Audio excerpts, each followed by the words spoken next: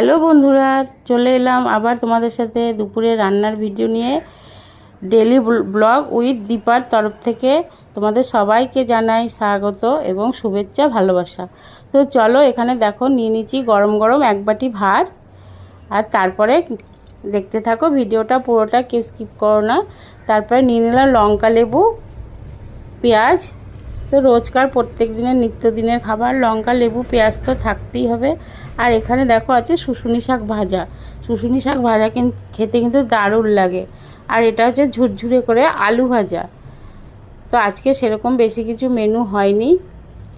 আর সাথে আছে দেশি মুরগির মাংস, পাতলা পাতলা করে ঝোল করেছি, খেতে কিন্তু দারুণ হয়েছিল আলু দিয়ে।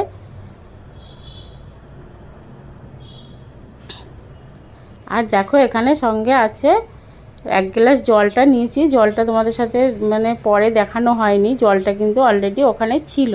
আমি একটু ভুলে গিয়েছিলাম, মাঝে মাঝে তো একটু ভুলে যাই, ভোলা মন। আর আছে চিকেন ভাজা, মাংস ভাজা। এটা কিন্তু খেতে দারুণ লাগে।